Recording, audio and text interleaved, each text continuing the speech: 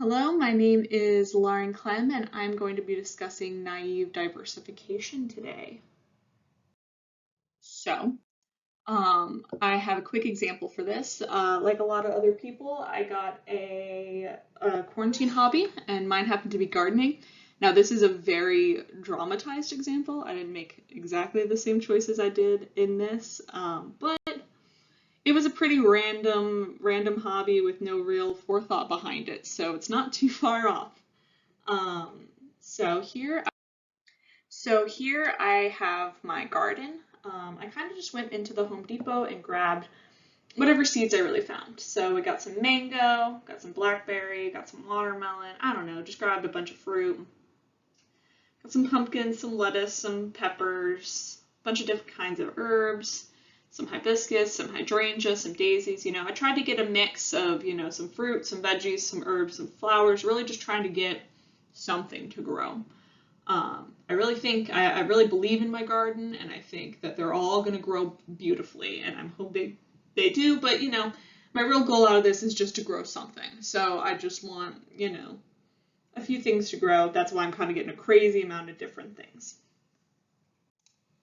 So I come home, I plant my seeds, I water, I come back and forth every day, check on them, see what's going on. And then finally, a few weeks later, I decided to take a real critical look at my beautiful garden here, and I realized that most of them died. So, the mango, turns out that didn't work out. Watermelon, not so good, but the blackberries, they really worked out. Sweet peppers worked out. None of the herbs grew. They all died. Hibiscus and the daisy flowers, they didn't really make it, but the hydrangeas, they did really well. I had a high rate of return on hydrangeas. So my risk was going in and buying all of these seeds, not really knowing what was going on. And my return, I got 3 plants to grow. So, I diversified. If I had bought all herbs or all lettuce or all watermelon, I would have been very much out of luck. So at least I got something out by diversifying, but I didn't really do a great job. So after that, I wondered, what could I have done better? So, what could I have done better? Probably could have looked up my soil or climate type. Maybe look what grows well when I was planting, which was in the spring. Go ask my neighbors what they're planting or growing. Ask an expert at Home Depot or Lowe's or my local nursery what really grows well, what they're seeing other people growing, or just, hand it all in and hire a landscaper or gardener. So how do I make it better? I looked it up. My hardiness zone is 7B, which means that the minimum temperatures get to be an average about 5 to 10 degrees Fahrenheit. And it could get colder, but more often than not, that's about where Maryland sits. So there's certain fruits like strawberries, blackberries, and blueberries that grow better there. I learned that certain plants don't do well in the spring, so peppers actually really do. So learning that throughout my research, went to Home Depot, asked the experts there, why did my herbs not grow? It turns out my yard has too much direct sun for herbs, so we can't grow herbs where I was growing them, but I could try growing them inside in a pot, or like I have a porch if I still wanted them to kind of be outside.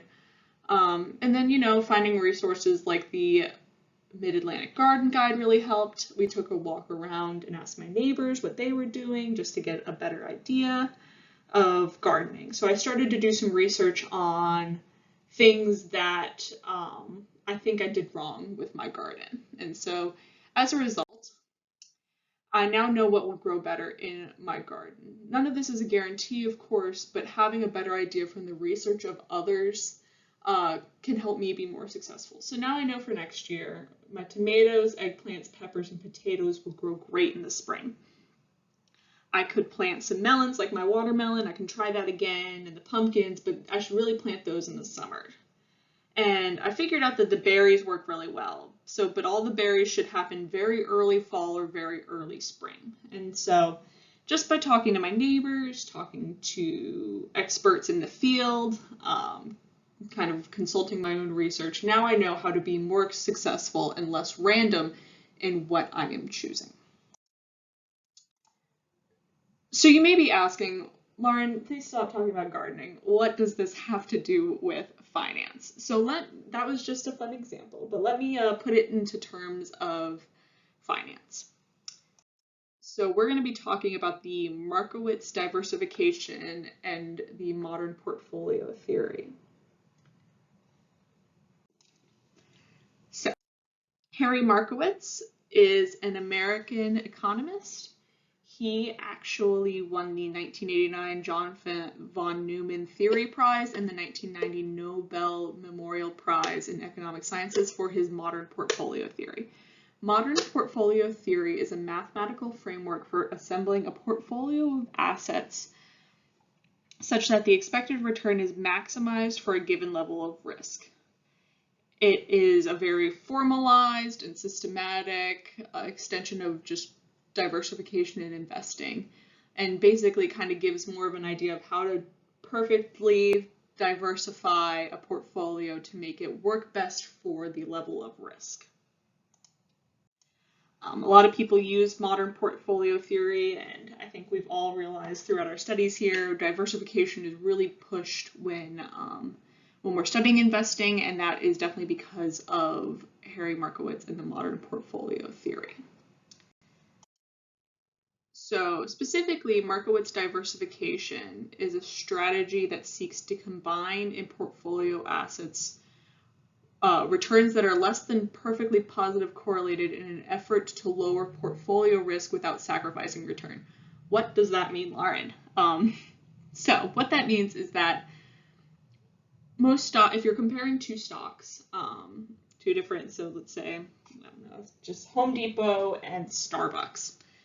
If they had a correlation coefficient of 1, that indicates that they have a perfectly positive correlation, which means that if one goes up, the other one is always going to. So if stock price of Home Depot is going up, apparently Starbucks is too.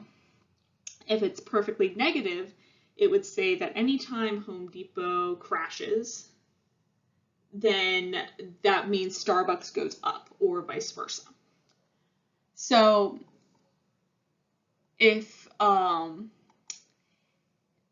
your portfolio is all positively correlated, basically if one dropped, they all would. So if you have in your portfolio Procter & Gamble, AT&T, Home Depot, Starbucks, and Johnson & Johnson, and they're all perfectly correlated, then when Johnson & Johnson drops, they're all going to drop, and then you're going to lose all of your money. So the opposite does ring true. If Johnson & Johnson performs well, then that means all of your other stocks are going to perform really well. But, that's not always the case with the market. So what they recommend you do with Markowitz diversification is to really mix up and not have a perfectly correlated portfolio in effort to lower the risk, but still get a return. So because Starbucks and Home Depot aren't necessarily perfectly correlated, Home Depot might go down, but Starbucks would still go up, and in that way you have less of a risk of losing all of your money. So, you don't want your portfolio to tank just because one performs poorly, and that's basically what diversification is saying. So here we have a little chart that has to do with naive diversification versus Markowitz diversification. So if you look, we have portfolio risk and we have the number of shares randomly selected in a portfolio. So as the number of randomly selected shares in a portfolio go up, then the portfolio risk goes down. And it goes down until, it's kind of confusing because they're going in different directions, but it all goes down to market systemic risk. So the market systemic risk is just kind of a normal part of the riskiness of investing in the stock market. There is no risk if you just hold your money as cash, but that is not why we're working in the market. So as you can see, this little tiny gap right here, as the number of shares, randomly selected shares in a portfolio goes up, the portfolio risk goes down to nearly market systemic risk in the Markowitz diversification. However, in naive diversification, we can see there's quite a bit of a gap. So while these both perform the same way and that they trend the same direction of going in this general shape, you can see that the Markowitz diversification performs so much more efficiently than the naive diversification does. So wrapping it up, just kind of comparing the two, the Markowitz diversification is very analytical. You're looking at a lot of numbers, you're looking at correlation, you're looking at risk. You're maximizing your portfolio returns for given risk. You are intentionally investing in multiple securities to diversify the risk. And there's just a lot of risk reduction in doing it this way. However, in naive diversification, it's just random. You're picking a bunch of different things, and so it is similar in that you're diversifying, but there's no rhyme or reason for the diversification. So if you're really unlucky, you could randomly pick all similarly or all closely correlated stocks without realizing it. So there's no real correlation. You're not paying attention to really the numbers.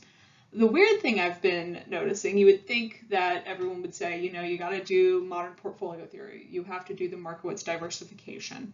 But I'm learning that some people recommend that you do use the naive diversification just because, as you can see, it gets you so close to what Markowitz diversification does. However, it is risky and is probably not 100% recommended. I would, buyer beware of the naive diversification theory. But that is my presentation on naive diversification, and I hope you enjoyed.